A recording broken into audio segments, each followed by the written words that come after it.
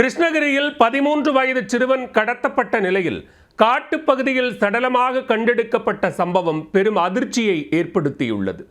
8ஆம் வகுப்பு மாணவனை கடத்தி கொலை செய்ததன் பகீர் பின்னணி என்ன?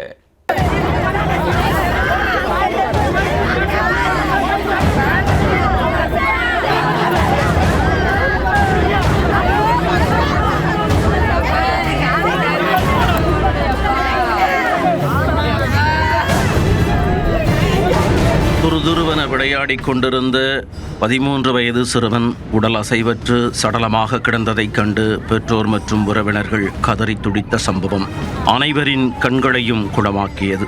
சிறுவனை ஈவு இரக்கமின்றி கொலை செய்த கொடூரர்கள் மீது கடும் நடவடிக்கை எடுக்க கோரி கிராம மக்கள் சாலை மறியல் போராட்டத்தில் ஈடுபட்டதால் ஒகேனக்கல் சாலையில் போக்குவரத்து ஸ்தம்பித்தது.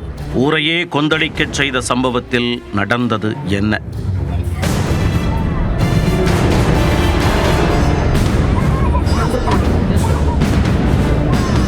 கிருஷ்ணகிரி மாவட்டம் அஞ்சட்டி அருகே மாவனட்டி கிராமத்தைச் சேர்ந்த தம்பதி சிவராஜ் மஞ்சுளா.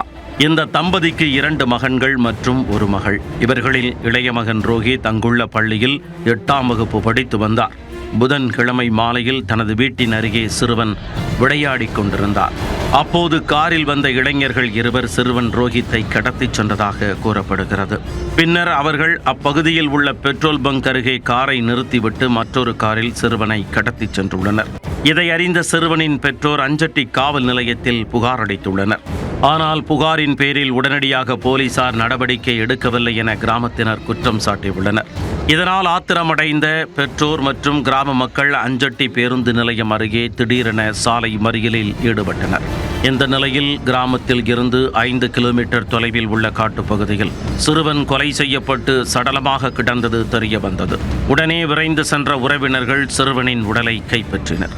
பின்னர் சிறுவனின் உடலுடன் ஒகேனக்கல் சாலையில் மறியல் போராட்டத்தில் ஈடுபட்டனர். சிறுவனை கொலை செய்தவர்களை உடனே கைது செய்து உரிய நடவடிக்கை எடுக்க வேண்டும் என்று வலியுறுத்தினர். இதையடுத்து அங்கு வந்த போலீசார் உரிய நடவடிக்கை எடுக்கப்படும் என்று உறுதியளித்தனர்.